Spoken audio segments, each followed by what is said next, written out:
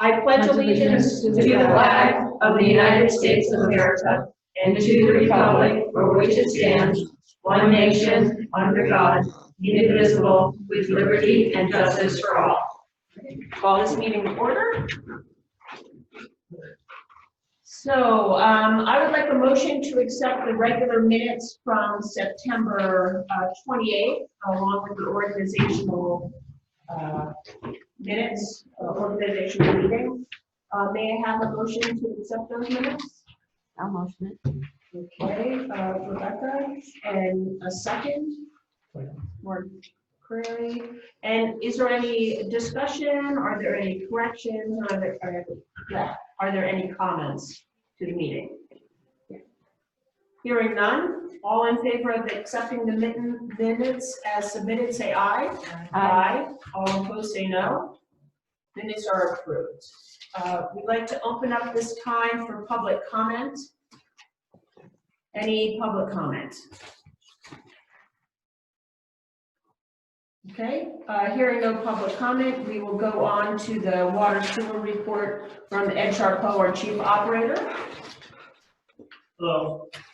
So Ed, would you like to come a little closer? Yeah, so people around you should use the mask, but you can do this empty seat next to Trustee Prairie. It's an observation.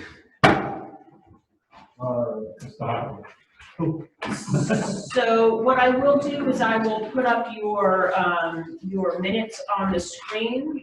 Host disabled attendee screen sharing. Hold on. Yes.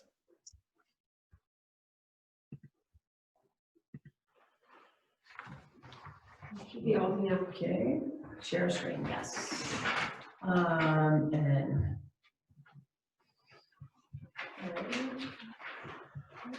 All right. So I'll start with the water department. We finished that service on Oak Mountain Drive after a few weeks of it being quite difficult because of the ledge up there. I'm going to just go through this.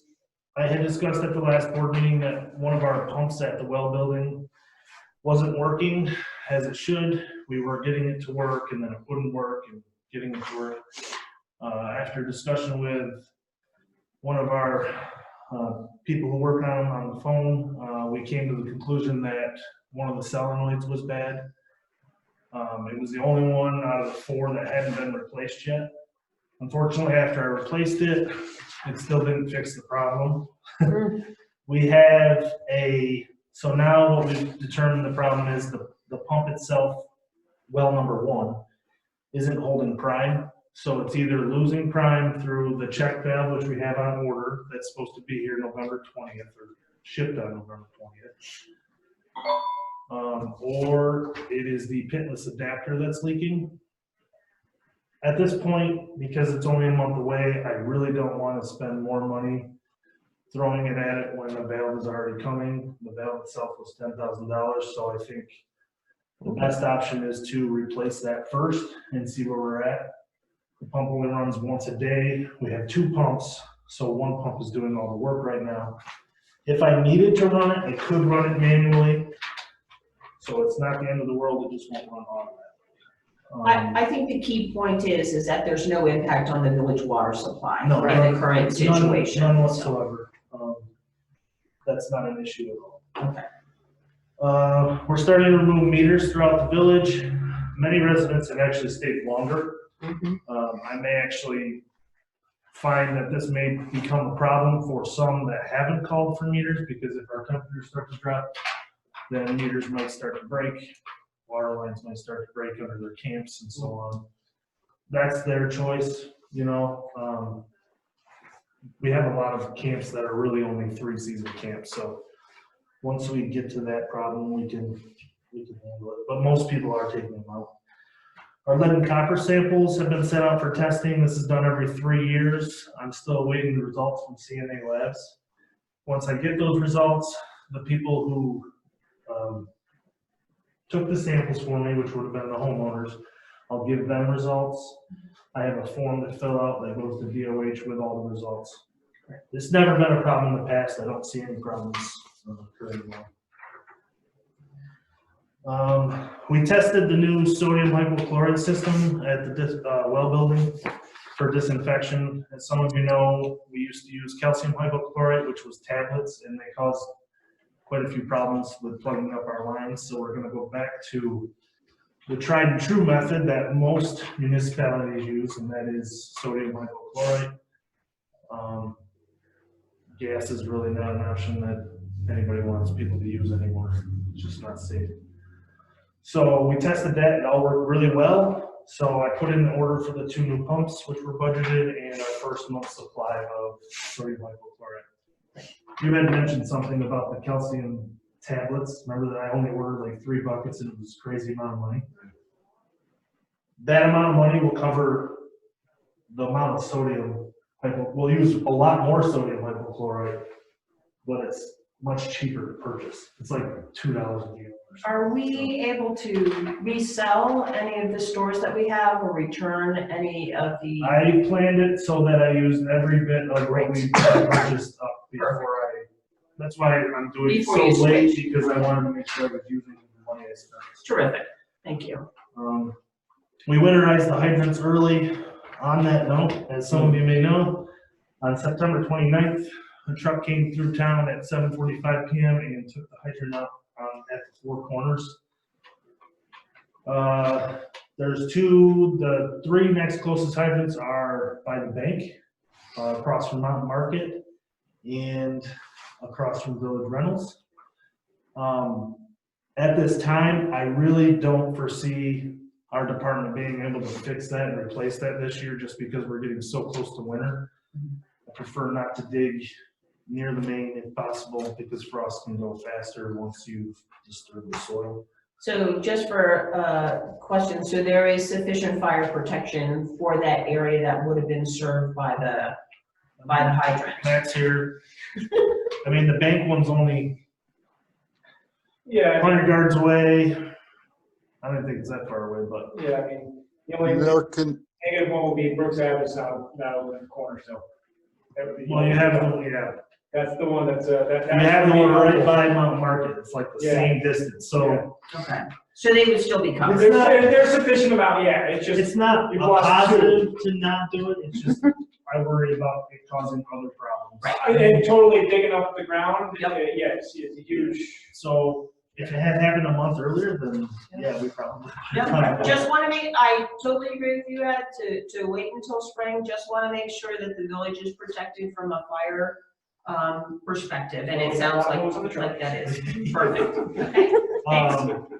And then should we file an insurance claim with our insurance company? A participant. Sorry, what's that?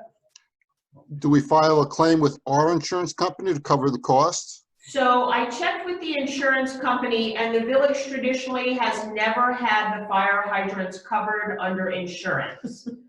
So it's usually left to the fact that if someone hits it, it's covered by their auto insurance and it's paid in full. In this scenario, it was a hit and run on the fire hydrant, and so we've been unable to do that. In cooperation with Ed, we have looked at video cameras in the area from the department store, SVAC, and Mountain Market. We've been unable to specifically identify what truck it is, most likely an independent truck. I've also posted it on Facebook. It has been shared repeatedly. It has been shared amongst truckers, people who are involved in that. They believe it was someone coming from Utica, possibly transporting chips or wood or lumber, out the other way. It was thought that the truck had been spotted again based on our limited review. Again, we've been unable to identify it, so it's extremely disappointing. On that note, fortunately, we do have 2 hydrants in stock, so it's not a purchase that we have to make necessarily, minus maybe a couple couplings or things like that. A hydrant now is probably around $2,300, I would say. So luckily we had a couple in stock, and once we get to that point, we can replace it. Okay. Insulation. So the tank site building, the insulation in there kind of became a little mouse infested because it's in an area that is What in the woods. isn't? Yeah, right, well, That's this year, here. that's true. I don't want to talk about how many that's though. So we removed all the insulation and we replaced it with new insulation. We found some old tin during junk days that we're gonna reuse. For the roof because it has an old shingles that need to be replaced, and I'd rather just put some tin on there because we're not up there continually to shovel it off. So, and then as for the last thing I have on here, well, two things. One is the sidewalk obviously has been done, and Black Bear Run and White Birch Lane have been paved. We put all the correct risers in so that they're not buried under the pavement. And thank you for helping DPW prepare those sidewalks as well. It was a good day. Very, I've never paved, it was definitely labor intensive. Don't get used to it. So, and then our to-do is, once again, we had a leak in the Wolf Complex or Lakeview Drive. This is something we'll have to discuss more in the future. I think we have actually discussed it once. It was brought up at a board meeting. It's something we're gonna have Katie look into to determine, how should I put it? Well, if Responsibility yeah, and so if I on, understand so- it correctly, this is a private area. The Wolf Complex is privately owned, the road is privately owned. Somewhere the verbal history is that the village has taken over the responsibility for the water lines And sewer. and sewer lines. They were put in However, privately, and then at some point we were told, or we took it over. But I don't, we haven't found that, and we don't have easements to work on the sewer or water line, which that I is know, another of, issue. that I know of, so. So that needs to be resolved as to who has ownership, who has responsibility, and where are those easements that need to be in place in order for Ed and his team to. Because at this point, there's a 2-inch line that serves all the cabins in there, and it continually breaks. It's an old plastic line that isn't really rated for what we use now. And it seems to be breaking more frequently, which means that it's starting to deteriorate. I mean, there's probably more couplings in there than there is pipe at this point. You had said it's breaking about twice a month, no? A year. Oh, I twice would a say year. on average, on the last 3 years, average twice a year. Okay. This year, I think it was 4 times. So we'll have to look into that a little more in the future. As for the wastewater department, meetings and DMRs have been completed. We just had our annual pump station cleaning done by Adirondack Septic. Actually, it was a biannual this year because last year it wasn't done. They were quite busy and couldn't get to us. So that's been done.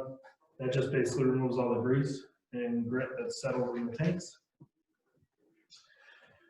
As I said before, the manhole on Black Bear Run was dug up and we put a new concrete riser to get it to the grade. Our outside plant's been taken offline. We've transferred back to inside our operation. And the outside plant will be winterized until next summer, or until use in next summer. There's one thing on here. So every year we collect biosolids throughout the village. We put them in our dry beds, we dry them. They either normally would go to our land application site, which is down on Downey Ave, or they would be hauled to a landfill. Due to COVID, I'm guessing it's because of COVID, our normal lab that would test our fecal samples, Glens Falls, they're no longer taking outside customers. And I found another lab, Bender Labs, which is out of Schenectady, I believe. They were doing them, but when I called them, they were going out of business within 2 weeks. And he told me that they were the only certified lab in New York State to do those fecal samples for biosolids. I have requests into DC to determine future use and whether or not we're going to have to continue doing fecal samples if we don't have a lab in the area that can actually test for them. The other option is to haul them to a landfill. Unfortunately, I called Rodman, or DANC, I don't know how it's pronounced, but Development Authority of North Country.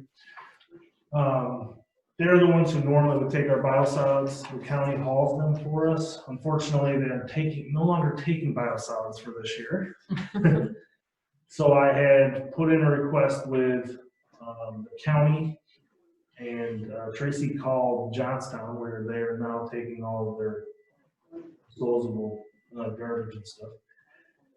They said they may take it for us. Unfortunately, we have to fill out I have to write a letter so their board can review it to see if they actually will. Their concern is, Indian Lake and other places with sewer plants around there, they may want to jump in on it if we're doing it, so they're not sure if they want to do it. Even if they did approve it, we wouldn't be able to get rid of them until January. By then, they're frozen south. So we're going to have to hold on to them until next year, which technically I'm only allowed to hold on to them for 18 months. We're still not there yet, but we will be once winter's over. So I put in another request with DEC to see if we can hold them longer, which obviously I have to. I don't see any other option at this point. So hopefully we can get everything figured out. DEC can point us in the right direction so we can continue using the website. Any questions? How big a volume? It's 20 dry tons, but wet tons is 50 tons. So it's about 2 tandem loads, or is that, what's the trailer? It's track trailer. Just a trailer load or whatever their dump boxes they have. Which really is minimal compared to like Johnstown wastewater plant, which goes to Johnstown, which is another reason they don't really want to take. Down there, they just mix it into the garbage. They don't use it for like a top litter to, some places do use it.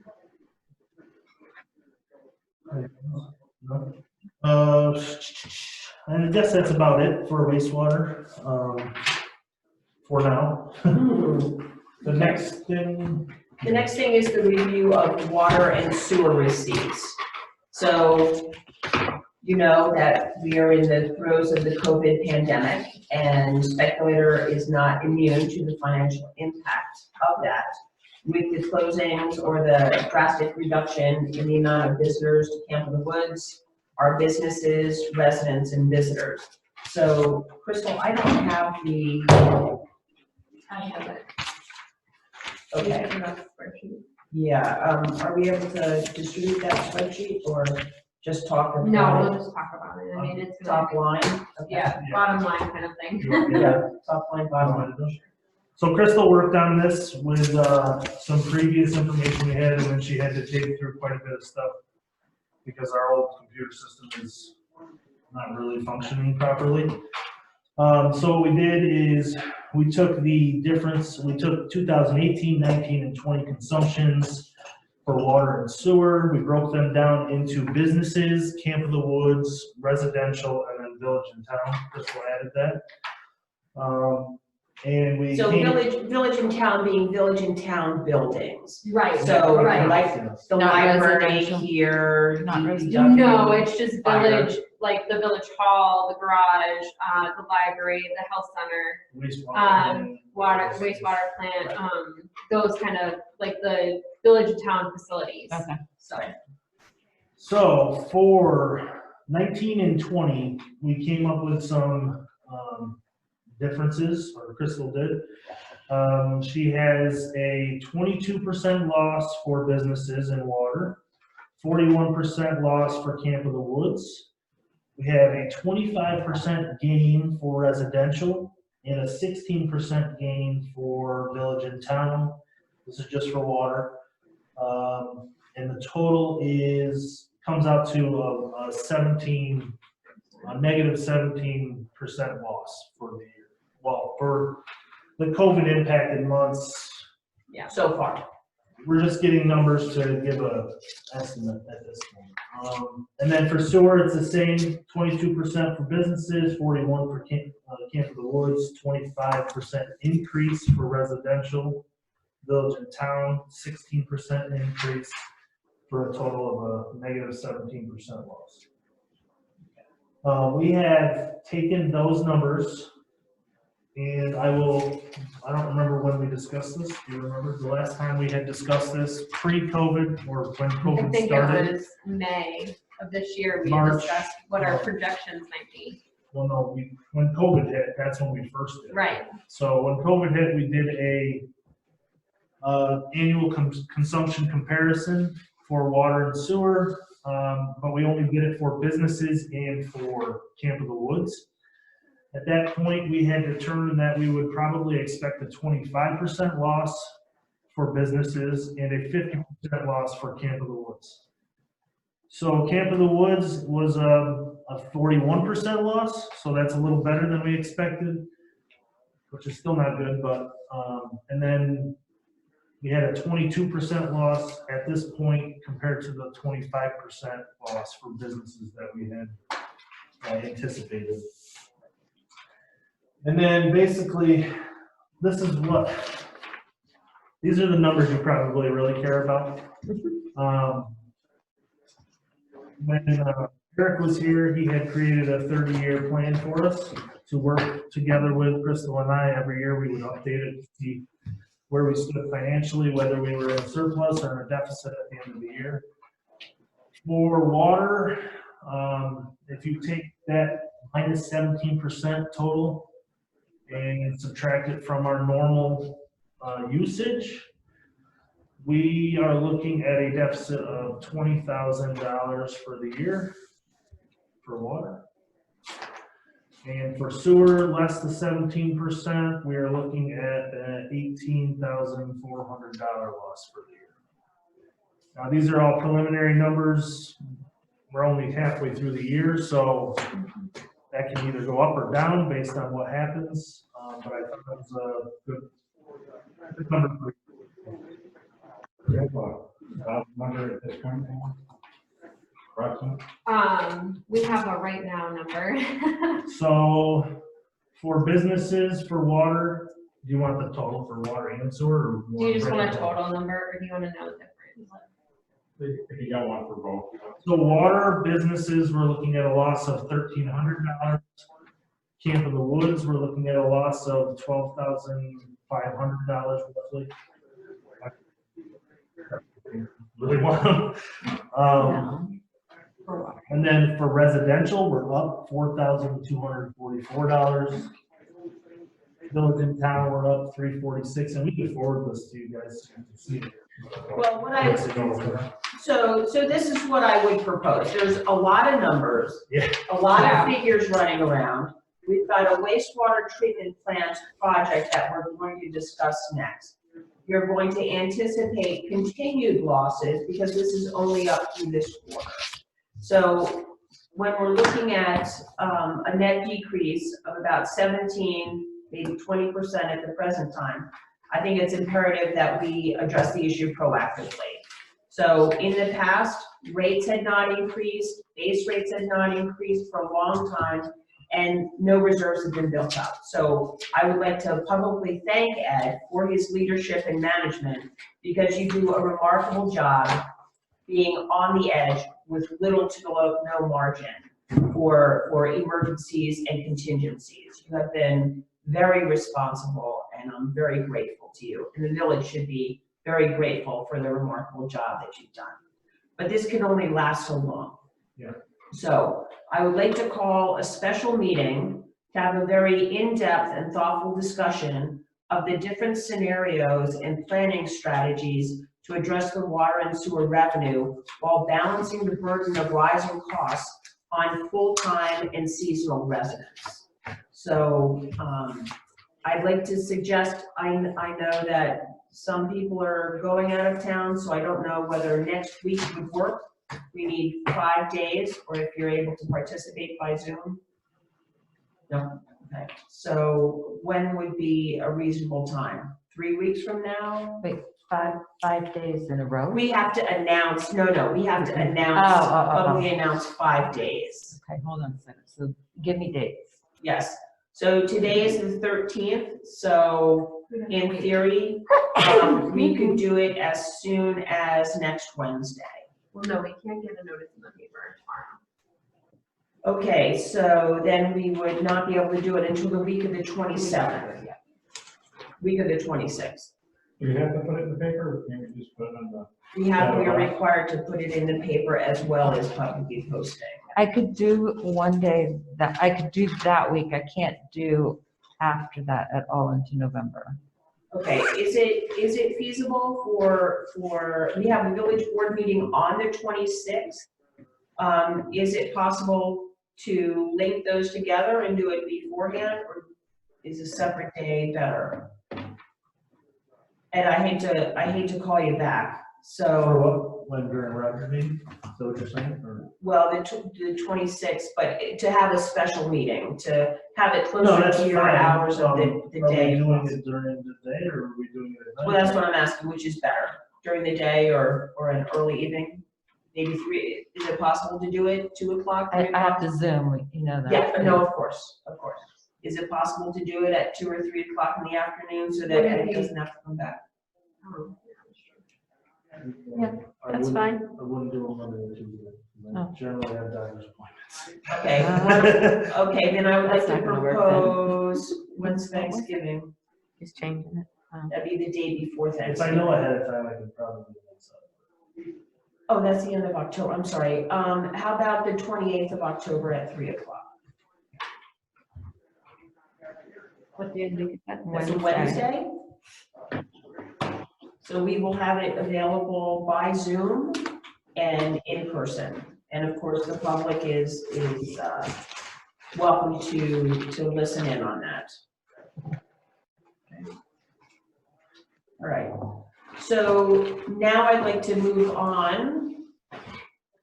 Now I'd like to move on to a request for soliciting bids for contract 2 of phase 1 of the wastewater upgrade project. So I defer to Ed at the present time to review what this upgrade or this contract 2 will encompass. And this is also part of his water report. So Ed, I hand it back to you. So contract 1 has been completed of phase 1. At this point, we are now moving on to contract 2 of phase 1. We got a summary from Brendan, basically discussing where we are at, what's happening moving forward. So basically, this is including headworks and digester improvements, along with SCADA improvements, electrical improvements, anything that can make our jobs easier and more futuristic, we'll say. And efficient. More efficient, correct? So we're putting in a new automated bar screen. Basically, this will remove for debris automatically and will actually remove more than we used to remove, which will go and be removed from the plant. We're constructing a new digester tank. Basically, this is allowing us to increase our sludge storage capacity during the summer months. They were very surprised when I showed them the numbers of how much sludge we actually pump during the summer, because it more than quadruples during the summer months. The plant wasn't designed for those amount of solids. Campbell Woods probably wasn't that big back then, I don't really know. That's where the majority of it comes from. So we needed a larger digester. We're also putting automation in for DO, things just to make our jobs a little easier. The overall scope of the project was proposed to be 1.5 million, roughly 1.25 million construction budget, the rest of it goes to engineering. Approximately 466,000 has been expended in contract 1. That's actually been paid out already to our contractor. So we have approximately 784,000 remaining for construction funds. Though basically originally we had planned to do numerous contracts, and I had come to the conclusion that it may be better to get it all done at once and be done with it, because we've been working on this since 2014, and we have other projects we want to do. And I'd rather not be doing more than one project at a time. The estimated cost of contract 2 will expend most of that 784,000. However, it may not expend it all. At that point, Brendan and I will sit down, see what else we can either do, maybe we won't spend it, maybe we will, we'll see how it plays out in the end. It all really is dependent on what the bidders say too. So our original first contract, we had at that price basically, the 466. Then we had some crazy number come in for painting, which would have basically blown our budget. So we removed painting altogether. So you never really know until the bids come in. And then due to the current economic situation, as Brendan has stated, construction is in high demand. As you all know, you can't even get a 2x4. With contractors busy trying to finish their projects before winter, we thought it'd be best to push the bids out till the end of the month, basically 2 weeks. And we'll be collecting bids due until December to ensure contractors have time to look over the details, to provide competitive bid pricing. Basically before, it wasn't that they were hurried, but they all used the same painter. So they all got the same number, which was if they had used different painters. So we're gonna give them a little more time so they can actually search for their independent or subcontractors, and maybe it'll work out a little better. Tentative schedule for pre-bid meeting is on November 19th with bids due December 15th. We anticipate a construction schedule of 8 months for this project. Completion of August to September next year. This gives the contractor enough time in the winter months to provide submittals, get orders in on the long lead time equipment items needed for spring construction. Before, with COVID hitting, we needed pumps for pump station 1, something that would normally take 6 weeks, took 16 weeks to get, so it did put us back a little bit on contract 1.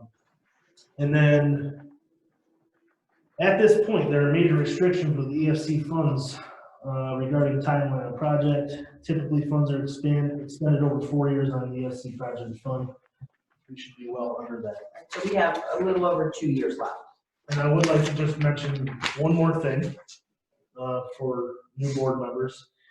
As I had said, it's phase 1, contract 2. We have a phase 2, which DEC is requiring us to disinfect by 2024. They will probably pay for most of that in grant.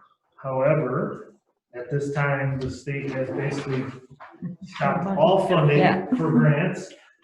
So we have a EPG fund that we've been applying for. They haven't even released the application for that EPG fund for disinfection. So we have to play it by ear and see how it goes. Fortunately, the plant was designed to have disinfection in place, so we probably can get away disinfecting relatively cheaply if worst case scenario something does occur. But that is phase 2. We have until 2024 to finish that. So just something I wanted to mention. Good. So as part of this, I am introducing a resolution to, are you seeing that? Okay. So introducing a resolution to solicit bids for project 1, contract 2. So we have reduced phase 1 from 5 contracts down to 2 contracts. And contract 2 includes, but is not limited to, upgrades and improvements to the wastewater treatment plant headworks to improve debris removal, increase sludge digester capacity, and provide improvements to wastewater controls and improved automation. So Lamont Engineers is preparing the contract and the project manual to solicit bids. And so what I'm asking is that the Village Board of Trustees authorizes me as mayor to solicit bids from and review the qualifications of contractors who are able and willing to perform the construction of the wastewater treatment plant upgrades as specified in contract 2 of phase 1, which includes the improvements as I've said. So I would like a motion to accept this resolution. Mark, Okay, so Cindy, second by Mark. Are there any questions or comments at this point? What contractor is already involved in doing work for the village? For the prior contract, it was Roselle. They had done it last time. Generally, if you break up contracts, they tend to give a better price, but you never really know until it happens. So the bidders all come in, they'll sit down. Now we'll open the envelopes, they'll all have prices on them, and then basically the higher ones get up and leave. Yeah, and there'll be the a lowest one pre-bid, stays and we- and there'll be a pre-bid meeting where Brendan Becker, who's our engineer, will come with Ed. They'll go through the project, they'll be able to ask any questions. They take that information with the package, they go off, they create their bids, they provide the sealed ones, which we open all at once and then decide which one is left, and then we go. On the date that's provided in that book. It has to be that date Correct. to open the bids. and- Right. Correct. Yeah, I'm familiar with that. I just didn't know who had done the work. Yeah. Were you happy with them?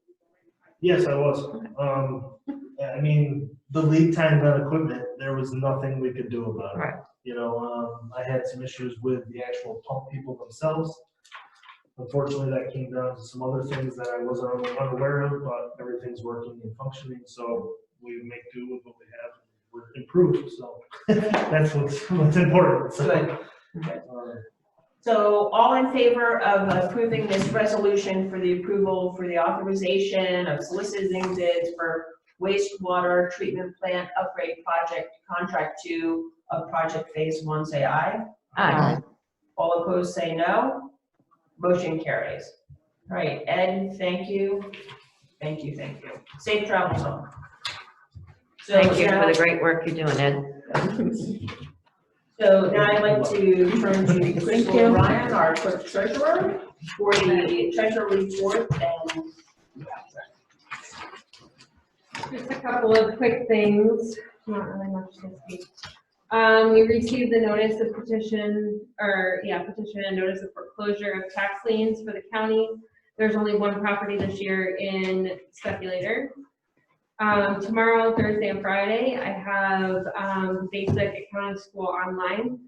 After discussion with Jeanette, I plan to do this from home, so there's less distraction. I also have brought home a stack of stuff to do for work as well. During this time, I also plan to go over the new retention and disposition schedule for the local governments, since we have to have that, look over that and adopt it by the end of the year. Hopefully I'll have something to send out to everybody in regards to that by the end of the week. And then by the end of the month, so we can have notice on our water and sewer bills, the board should really think about and come up with a criteria for accepting applications for the water and sewer utility deferred payment plan that I spoke of last meeting. That's the plan where we have to offer the village residents or homeowners, business owners, an opportunity to apply to have this deferred payment plan if they cannot, or if they have experienced a change in financial standing during COVID. There's really not a whole lot of guidance on that. So unlike any kind of criteria, NICOM has kind of just said, like, try to make it so that you can have some sort of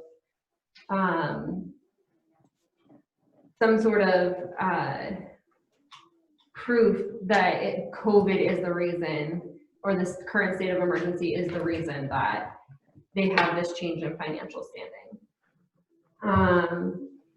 If Jeanette, I don't know if Jeanette and Mark, since you guys are the financial committee, if you want to meet with me about that in the next couple of weeks, and then we can present something next meeting, maybe. And then if anybody else has any suggestions on any criteria that we should set up for that. And lastly, the financial report number 4 is ready for review for the approval of the next meeting. Terrific. Any comments or questions for Crystal? Yeah, your plate has been very full, and again, my congratulations and thanks for you and Tracy to handle this remarkably well in the midst of COVID and all those added responsibilities. Yeah, So at this time, I'd like a motion to approve abstract number 8 to be paid. Mark Prairie, second.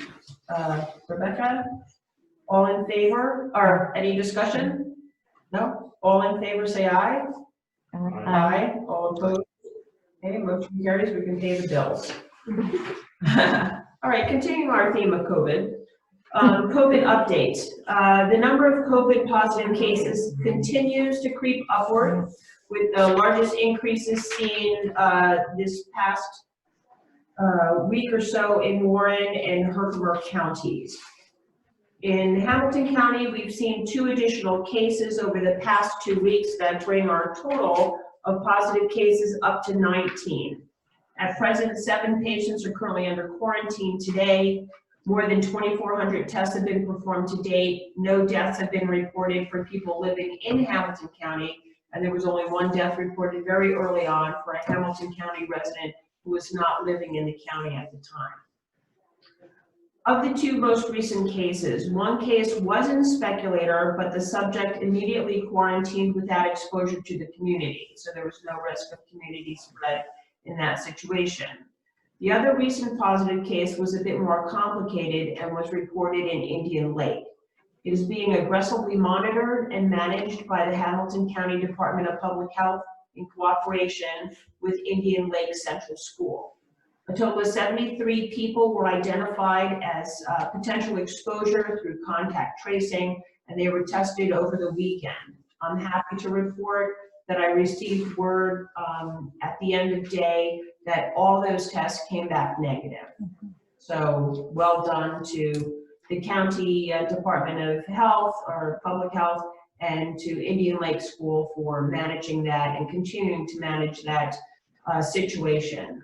As a result of that, their schools were virtual today, as well as the Little Kids program.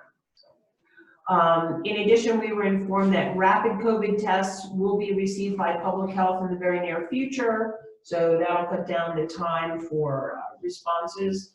35 states are now on the New York State list requiring quarantine upon arrival. And then the Department of Public Health has scheduled flu vaccine clinics throughout the county, and ours was this today at the senior center. And in addition, they are in the planning stages for conducting clinics for COVID vaccinations when that becomes available in Hamilton County. Trustee Rumsey and I are tagged with creating a draft for an operational plan for public health emergency involving a communicable disease that the board has to approve on April Fool's Day on 2021. Today, we were finally able to receive some samples of those plans that we can use as a model for the village. So we should have something within the next few weeks for that. Should be straightforward. And Cindy, I'll be providing that. Okay. Okay, that just came in this evening as well. Okay. FEMA Halloween update. Mr. Blanchard and I were able to finally have an in-person on-site inspection with a FEMA representative and New York Dishes representative last week for the park and waterfront, as well as the beach. We are waiting to hear feedback from FEMA as to the extent of the project costs to restore the waterfront, but I think Mr. Blanchard and I, as well as our representative from New York State, were very pleased with what was proposed, that it would adequately cover the damage that we're experiencing there. In addition to the project cost to restore the waterfront, from that we can also calculate any mitigation plans that would be covered by FEMA for that project. So that is in the works. So it was a positive and a productive meeting. So we're happy about that. COVID pandemic, I'm running a little bit behind with, it's a different process to upload information, and it's an expedited plan. So I'm in the process of trying to keep up with that, and New York Dishes representatives have been very helpful. Next, as you recall from our last meeting, there was we were invited to submit a letter of intent for a hazard mitigation grant. We submitted two, one for improving the water main system south of Route 30 Bridge, which we thought was a pretty good one. And the one that we thought we had less of a chance of getting was a replacement for the wastewater treatment generator. So as luck would have it, they have informed us that they would not progress with the water main system south of the bridge, and that we do qualify for moving forward for the generator at the wastewater treatment plant. So we'll keep you posted on that. Update on LED streetlights. That analysis and evaluation is underway with Trustee Smith and Mr. Blanchard. So they'll be getting together this week. Instructions for that include, not only looking at what lights there are that may match the number, but also where the voltage is, what the wattage needs to be in those different areas, focusing primarily on higher wattage and better visibility along our main corridor of Route 30 and Route 8, and intersections that should be well lit, and then having lower wattages in the residential and non-trafficked areas. We're still waiting to hear Verizon's small cell tower, but I think, as I said last time, all the contracts are signed. We're awaiting Indian Reservation tribal approval, which should be coming soon. Have we begun work on Oak Mountain map for the? Right, we'll build a 15-foot addition to the tower. So the 15-foot addition to the cell tower. The tower's built. The tower is built but not connected. I doubt it'll get connected this year. Okay, that's Until the county decides to really put in some money and build the road. Somebody came with a pickup truck a couple days ago, said I need to get to the top of the mountain. Load equipment. I said, turn around. okay. So there are some issues that Verizon needs to address with the county. Yeah. Okay, that's sad. Okay. So does anyone else have any other old business? Okay, moving on to new business. At this point, the volunteer fire department we solicited bids on their behalf for SCBA equipment, breathing equipment. We have received one bid, which I will now open. This is from Jerome Fire Equipment Company.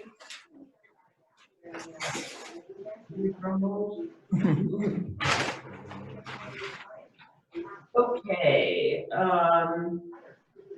so for 10 NFPA compliant open circuit, I call them scuba cylinders, without the face mask, 20 cylinders for 30 minutes use at 4,500 PSI, 10 face masks, 6 spare rechargeable batteries.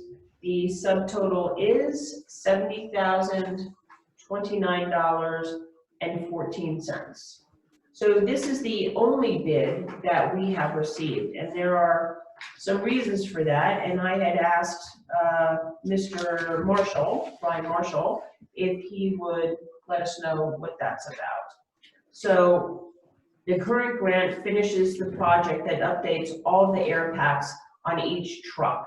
And the department has a desire, of course, to match these air packs with the existing system for several reasons.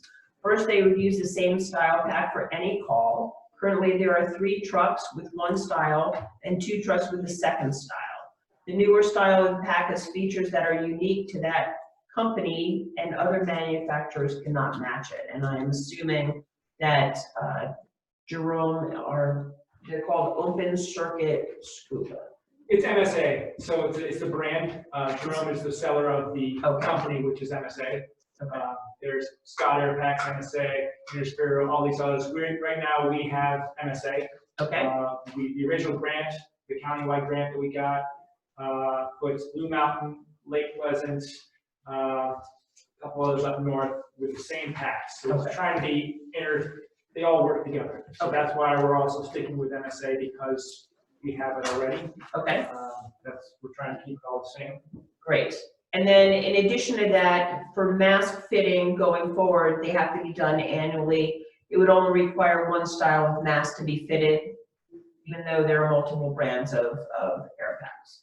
And then by saying with the same style of air packs as our newer ones, the fire department will be able to standardize equipment and have things serviced by one company, also yielding cost savings with those updates. There are at least 2 reasons Mr. Marshall believes other companies are not seeking to provide a grant. They just went through a bid process a few years ago with the regional grant that Chief O'Brien has mentioned. And then the specs in the bid document allow for companies to have exceptions in the bid specs, and the exception areas where their equipment does not meet what they as a department desire. I'm not reading that right. The exceptions are areas where their equipment does not meet what we as a department desire for air packs that we are looking to purchase. In the past bid that was just referenced, other manufacturers had multiple exceptions, but these exceptions were also the reason that they opted to purchase the newer air packs that they currently use. So I think due diligence has been done, and there's a reasonable, rational explanation for why we should go with this bid. So at this point, I would like a motion to accept the bid from Jerome Fire Equipment. Mark Prairie, second, Rebecca Smith. Any questions or discussion? Yeah, I'm just going to recuse myself because my son is a member of the fire department. Okay, so Mark Doniker has recused himself. So for those remaining trustees, all in favor of accepting this bid, say aye. Aye. All opposed, say no. Motion carries to accept the Jerome Fire Equipment bid. Congratulations. Okay. So now this comes to the fun portion of our evening, and this is medical insurance for employees and retirees. So we are coming to that point in the year that I can't blame you. Thanks for that. Yes. All right. So let me share the screen. And, okay, so this can be a little daunting, but I think we've got it. Okay, and you can see that. Great. All right, so what we have here is currently, and Crystal, please jump in because I'm not the mastermind behind all of this. Our current plan with our rates that were effective on 1/1/2020 is an MVP EPO Gold 3 plan, and the board at the time is working towards a high deductible plan. This was something in between as far as a hybrid goes. As insurance prices increase, we would be moving towards a high deductible. So at this point, the 800 individual and 1600 family was sort of a hybrid that served us well for coverage for our employees, as well as balancing it with cost. If we choose to remain with this plan, the deductible that the village fully covers has increased $200 per individual and has increased $400 per family. So that's that second row that says renewal plan. So that goes up. In addition, the overall cost for the insurance per employee increases 1.22%.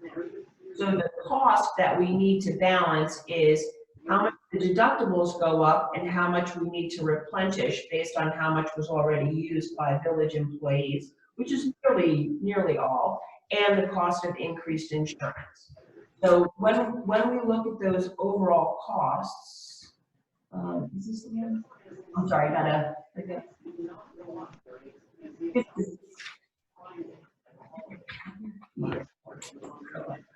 So this is the one. So,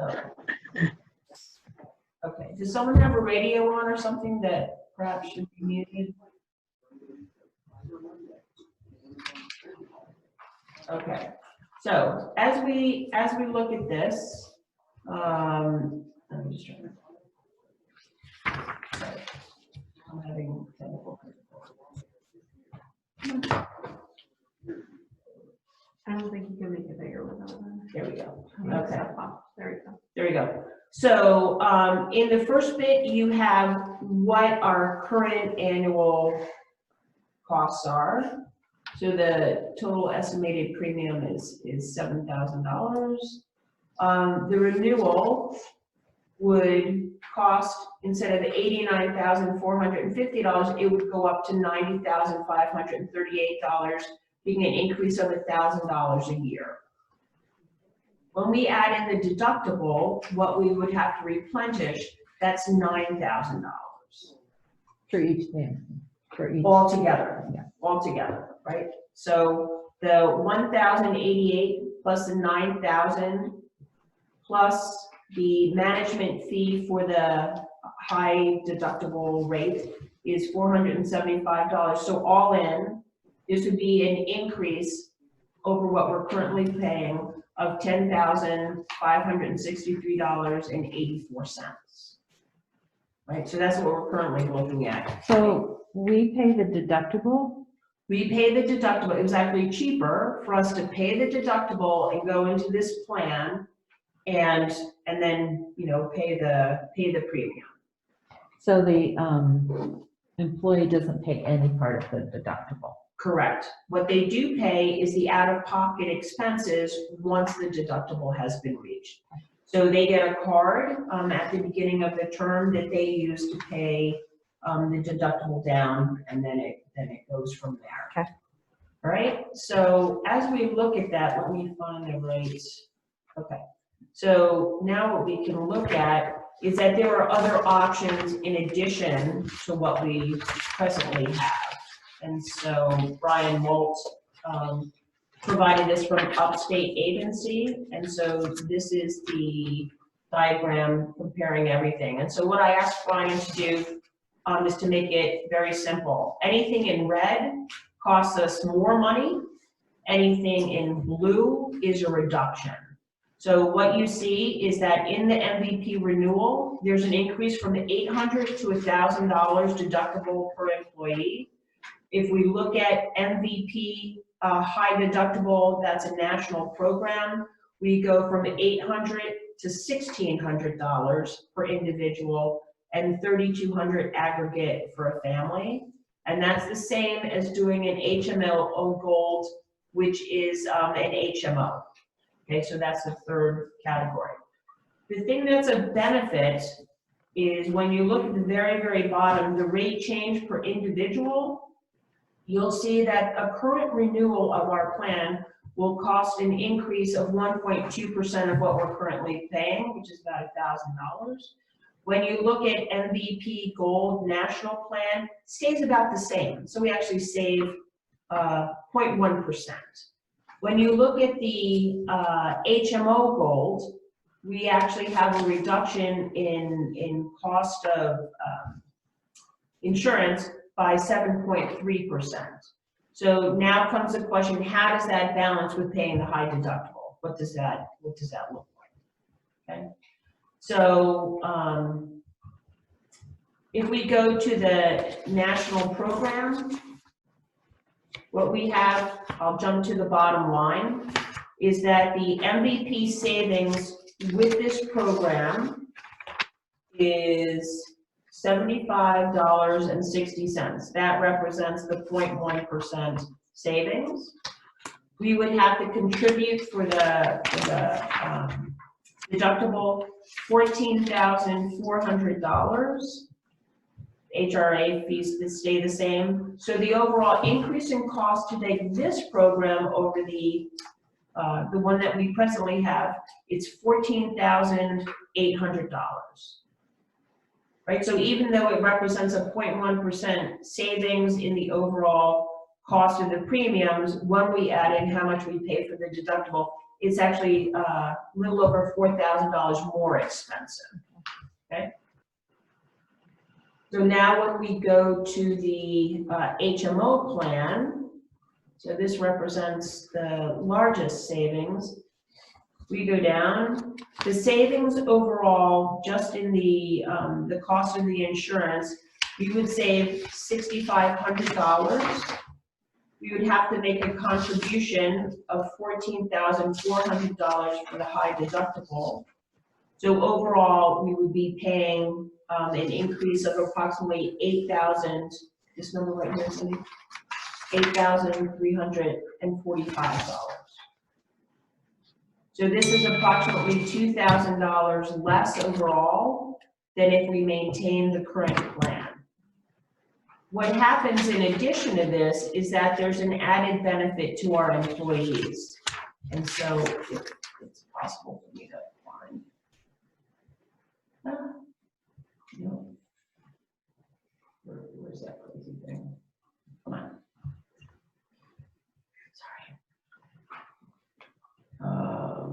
Okay, so when we go back to this screen, what you find is in the blue is that the out-of-pocket care, once the deductibles have been achieved, have been cut in half for our employees, so they'll actually be paying less.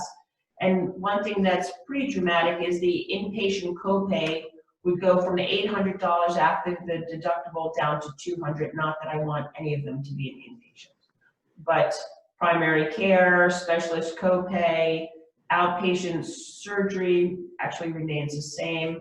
Lab tests, x-rays, all of those are cut in half. So you actually get a better bang for your buck for our employees. So at this point, I think Crystal and I would recommend the HMO program that provides efficiencies for the village, but also provides a very good program to our employees, and they would not have to change the physicians that they're currently seeing because MVP is quite large and covered in the area. Now, I realize that this is a heck of a lot of information. So I want to ask a couple questions about the HMO then. Yes. What is the difference in the services that are offered between the HMO and the EPO? Is it restrictive as to what Types? Yeah, what type, I mean, what's the difference that it makes it such a good deal? The fact that you're paying $1,600 up front for the deductible. But the HMO limits what physicians you can see. It limits it to this area, to the New So York if State you- area for MVP. If you were hurt somewhere else in a different state, So let's say it would Ed be is out on of network. vacation. If Ed is on a vacation and he's hurt, he would be covered by emergency services and things like this. So the difference in this is if you have an employee who, let's say, retires early, before the age of 65, they are still covered by village insurance. If we opted to provide a national program, they could go anywhere with that, right? Right. But so long as you're an employee of the village, you would still be in the area. So that's the only benefit, is if you had a retiree who retired early and still collected benefits, they would still be able to enjoy all the options. Within our handbook, we are so small that it gets very expensive to be able to provide that out of area coverage, right? So we have listed in there that we try and keep it community-based. Okay. So that's the only advantages. It doesn't change the services that are available to the employees, access to labs and treatments and things like that. That's still all the same as what they're experiencing. And children who are in college? We only do coverage up to age 26. Right, but if someone's in college and they're out of state, then they're limited to the services that they can receive in network. Correct. Okay. Correct. So their cost then would be higher. And they would cover those costs. Yes, okay. Correct. Right. I think at present, the way the situation goes, there is only one employee who has a family, and all of those children who would be covered are of general school age, not college. Okay. So at the present time, that wouldn't impact on any of our employees. Well, two families who are not yet. It's probably just important to note too, our original plan was a no deductible HMO MVB plan and was costing a lot of money to the village, that's why. Yeah, I mean, I understand reducing costs to the village. I just want to make sure that we're going to be treating our employees fairly and that they're going to be able to get services that they need that are in, a good enough network. Correct. That we're So- just not limited to here, that we can go to Albany Med, that we can go out They to are able- Syracuse. They are able to do that. Yeah. Correct. So, I would ask at the present time, are you comfortable voting on a recommendation, or do you want to spend the next 2 weeks looking at it further? I'm comfortable with I your don't wanna look recommendation. at it. Okay. So then I would like a motion. Jeanette, Yeah, have you talked to the employees about this? it doesn't change the employees' use of physicians and coverage at the present time. What it does change is their overall out-of-pocket at the end of the day, once they reach their deductible. And for them, it's a 50% savings. So we have not presented it to the employees, although I have reviewed it top line with Ed. So if Ed is representative, he's giving a thumbs up. Anything that costs Ed less money out of his pocket. Okay, so she doesn't take the insurance. She may now, but she doesn't. So, okay, so I would like a motion that we accept the HMO Gold 2 high deductible healthcare plan that has a deductible of $1,600 and an aggregate of $3,200. That would cost the village approximately $8,000, an increase of approximately $8,000. We have a motion to accept that HMO plan. Move it. Thank you, Rebecca. Second, Mark? Mark Doniker. Any questions or concerns? Just a question on the 14.4. Yes. The HRA contribution. Yes. The calculation is. So what they've done is that last year, excuse me? The maximum possible. What it does is it takes into consideration how much is remaining in the deductible fund now.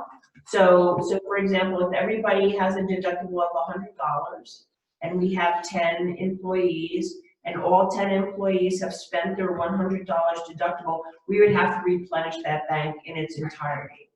What they do is they look and say, okay, we have 10 employees, 100, 2 of them haven't spent anything at all. So now we have a bank, we have a plus of $200.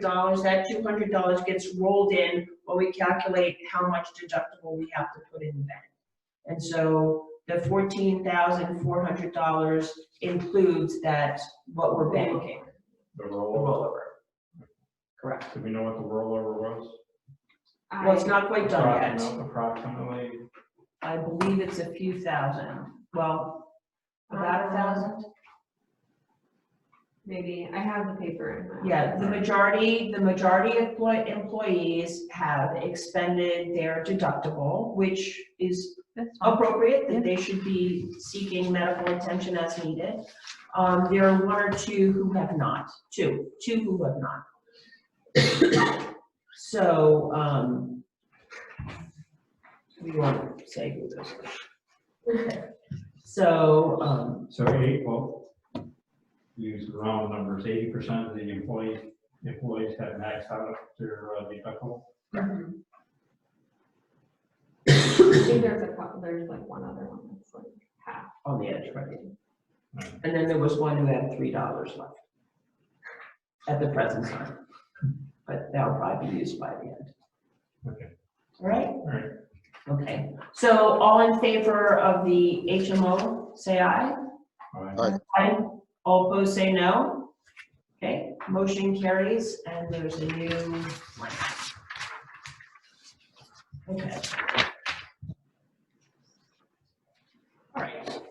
So now our final, what's that? Right, I'll speak with you afterwards. Okay. The last topic of new business are the public benches. So this has been a topic of discussion not only here, but in Lake Pleasant board meetings that have been brought up by Neil McGovern during their roundtable. So I think we can all appreciate the beautiful memorial benches that are scattered throughout Speculator and Lake Pleasant. So approximately 10 or 11 years ago, the beautification committee undertook a memorial bench project for the village of Speculator. The plan was to collect $500 per bench. That included the cost of the bench at $375 and an additional $125 to cover the repairs. As you all know, these woods are made of wood. They're out during the summer months. They go out in June and they get collected after Columbus Day. At the present time, we have a total of 41 benches in Speculator and Lake Pleasant, and I have provided you a list of those. I don't think I need to show them. Okay, but there are 41 benches. So based on the review of the accounts and ledgers available at the village, and thank you, Crystal, for doing that because that was no small task, a total of $19,500 was collected, which actually falls short by $1,000 for 41 benches. Excuse me, Jeanette? Yes. One of those benches does not actually belong to the village. The one, So They could- it is on the list of benches, and we will take public comment at the end. okay, So these are the benches on the list that we have been provided as a memorial bench. So there was a total of $19,500 collected, falling short $1,000 of the goal. So that would be approximately equivalent to 2 memorial benches. So each year, the village expends a minimum of 100 hours to pick up, store, transport for repair, and place the benches, with the assumption that there are 2 men who spend a total of 1.25 hours per bench performing all of these activities, which is pretty conservative. And this costs the village anywhere from $1,800 to $2,000 a year, just to put them out and maintain them to that very minimal standard. The repair funds that were set aside were fully expended as of this spring.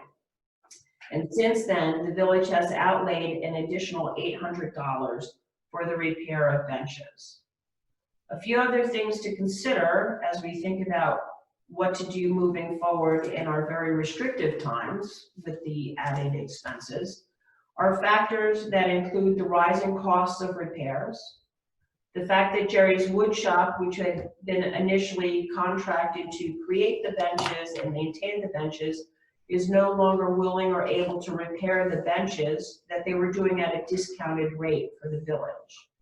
And there's the lack of reliable and a cost-effective repair shop in the immediate area, which would add to the cost of who would transport, who would collect them, so that would add to the cost. So it's important for us to consider proposals in dealing with the benches as they continue to age. So one proposal that has been given some thought is to approach the sponsors of these memorial benches when their bench requires repairs to see if they're willing to cover the cost of their bench to maintain it. If they do, that's no problem. And if not, then they would have the option of taking the bench as it is, or just taking the plaque and opting to have the bench recycled for parts. This still does not address the need to find a repair facility to do that. And it's questionable whether our DPW, since we've been cutting back on temporary labor and focusing their efforts and their costs, whether they would be able to maintain 41 benches. And that includes the staining and the general upkeep.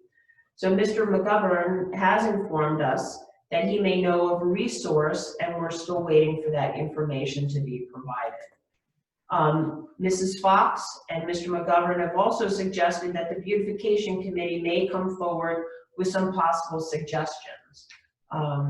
As far as I know, the beautification committee has not met for some time, and I know that Mr. McGovern and/or Mrs. Fox have reached out to Mr. Camoin in that regard, and with some coming back with some possible suggestions that we have not yet heard. I do want to state again that the village cannot by law solicit funds for any purposes. So this would have to be a private venture that is not coming through the village of Speculator proper. So that's where we are right now. I would like to suggest that we wait to have Mr. McGovern and Mrs. Fox and perhaps Mr. Camoin come back with a proposal within the next month, if that's a reasonable amount of time, since we've been talking about this already for well over a month, and revisit it at that time. Do people on the board have any thoughts or proposals or suggestions? Yes, Mark. In the meantime, with the winter coming, the plans are for the village to pick up and store the benches? Correct. Okay. A list has been provided for those benches that need repair by No, Bobby, you're on the TV. all of the. You're talking.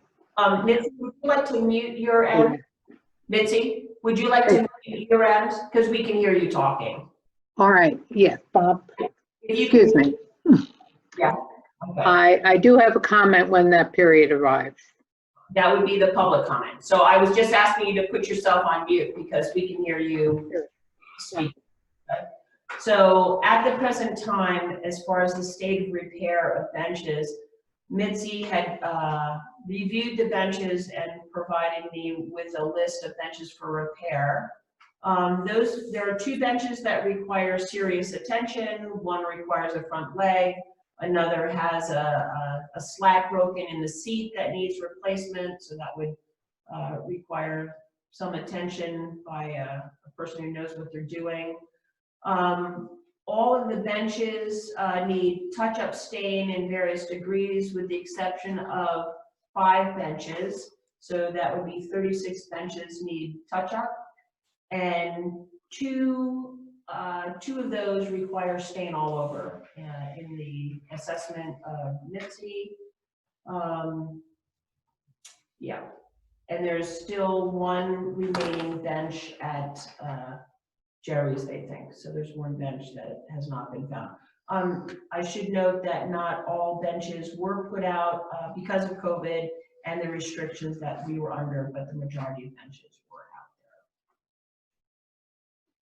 So it's a logistical problem as well Yes. to refinish or fix 41 benches. Correct, because the space. After they've been in storage open.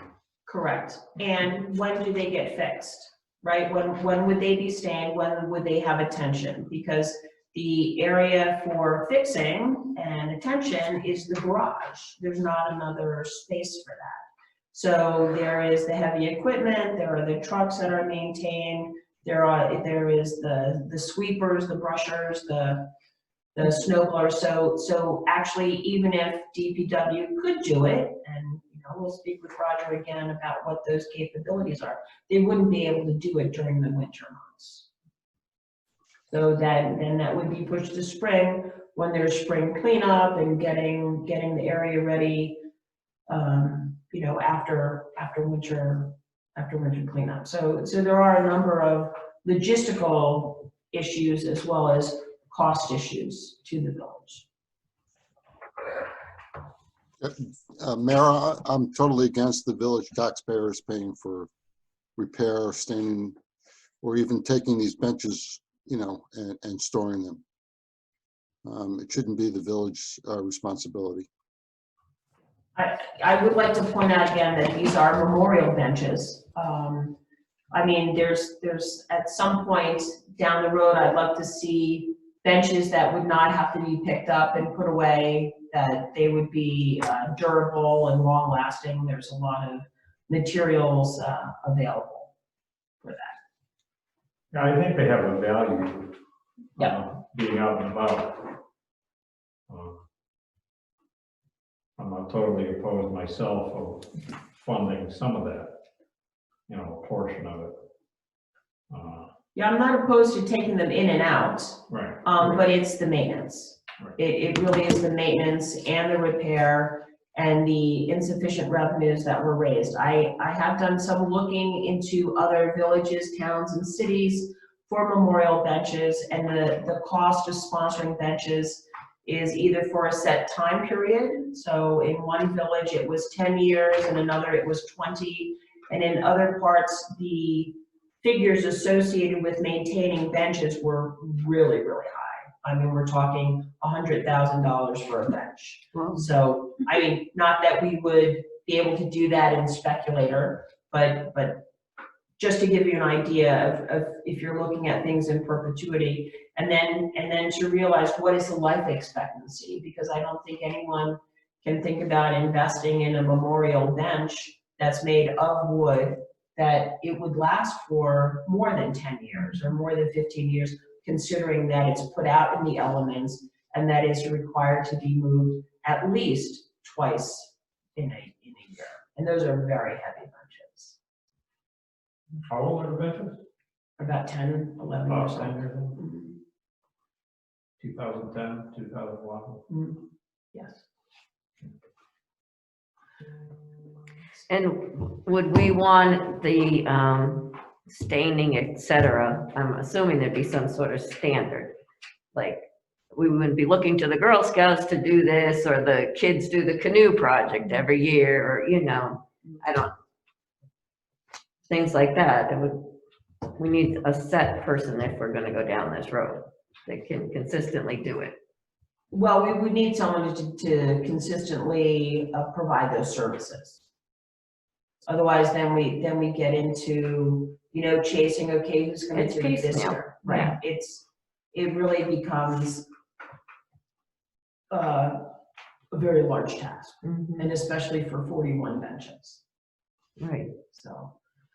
So I think to give you know, folks within the community, to give Mitzi and Neil and Bob an opportunity to solicit some additional ideas, I think that would be very, very helpful. But it's a very difficult thing, in my opinion, for the village to keep maintaining this project going forward. And that's not to say the benches disappear, you know, immediately, but it seems like one of our options is to phase out those benches and see if there's an opportunity within the private sector to start replacing those with things that are indeed more durable. So as they, let's say we get down that road, and people replace benches down in the future. So the village is willing to accept that property and maintain and take care of that property in terms of putting it out and bringing it in? Well, I think we would have to determine what that property looks like, right? If someone said, okay, I'll donate another wooden bench, I personally would be extremely reluctant to accept that gift. And any gift that's given to the village does not have to be accepted by the village. I think that's important to note as well. So just because someone gives it to us doesn't mean we have to accept it, because there are always costs associated with those gifts that we need to balance. But are you picturing a bench that might stay out year round? I think it'd be great. You don't have to bring it in and out?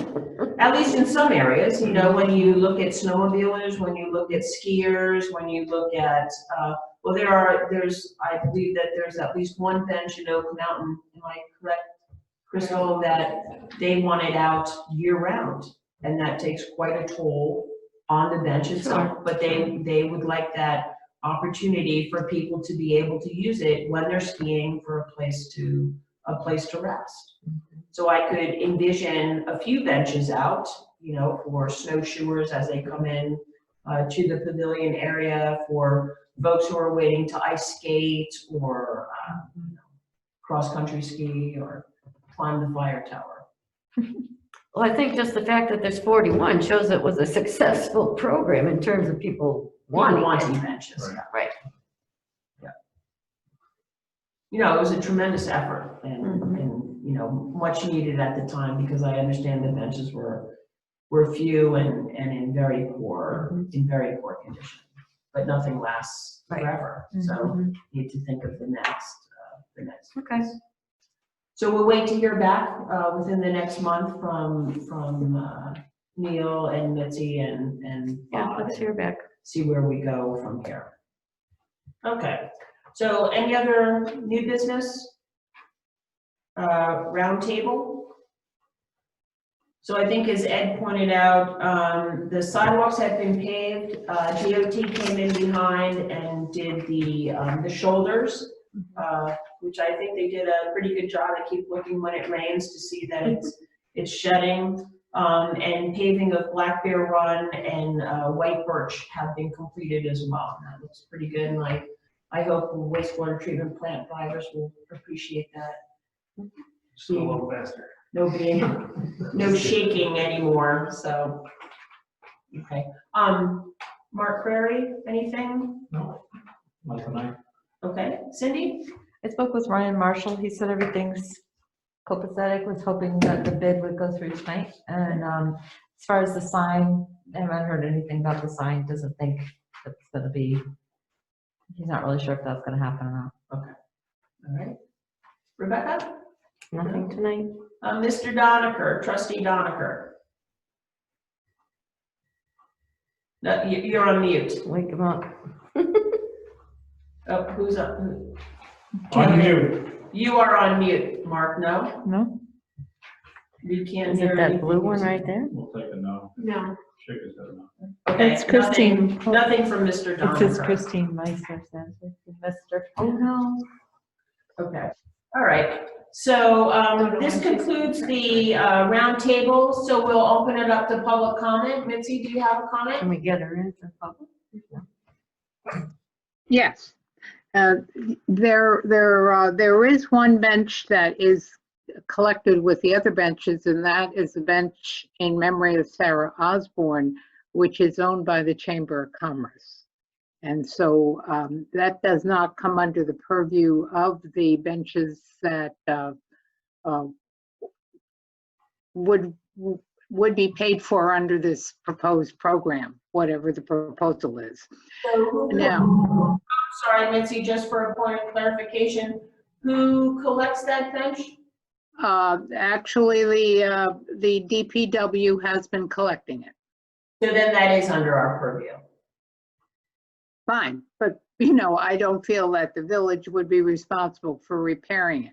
But let me go on to the other suggestion that has been made. One suggestion would be for the benches that need touch-up staining and possibly the two even that need staining all over, they would be collected. And I was tossing this thought around with Mr. Blanchard when I dropped off the list of the benches. And he felt that it could be workable at the direction of the trustees, that on inclement days after the benches are collected, 2 or 3 things could be brought out, and one of the employees could brush some of the stain over of the areas that need it. Jerry had sent a very large amount of stain over to the DPW, and they have that there, so it would be available and at no additional expense. So that would be one suggestion to prolong the life of the existing benches. Granted, when there's major repairs, something has to be developed as a proposal to meet those costs. But the touching up and prolonging the life could be done with in-house labor at an available basis. Well, If that- we will take Excuse that. me? We will take that under consideration with Mr. Thank you. And the logistics that are not quite as straightforward.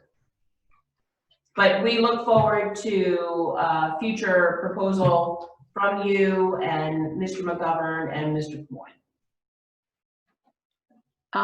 I don't know that Mr. Camoin and I are really planning to make those proposals. We are members of the revitalization committee, which has not met really for a couple of years. And that program was devised and approved by the trustees back in 2010, 2011. I think it is very difficult to assume that Mr. Camoin and I maintain responsibility for the benches. It's a joint responsibility with the village. This was a program that was adopted by the village at the initial proposal of the revitalization committee. And it's not only the village, it is obviously the town, because it was a program that was approved by the town and the village. The village has stepped up and assumed a lot of responsibilities at this point, but I think it would be appropriate for the town to become involved in this concern at this point. Thank you very much. We will take that under advisement. Your name and Mr. Camoin's name was brought up by Mr. McGovern in email conversations between us. And as you know, Councilman McGovern is representative of the town of Lake Pleasant. So then I look forward to hearing a proposal or suggestion back from Mr. McGovern from the town of Lake Pleasant and from the private sector. So, okay. We will see what we can do. All right. Terrific. Thank you very much. All right. Anything else? If not, I'll entertain a motion to adjourn. Cindy Rumsey will take the place of Letty making the motion to adjourn. All in favor? Aye. All right. And the meeting is concluding at 8:35. Thank you very much. Good night.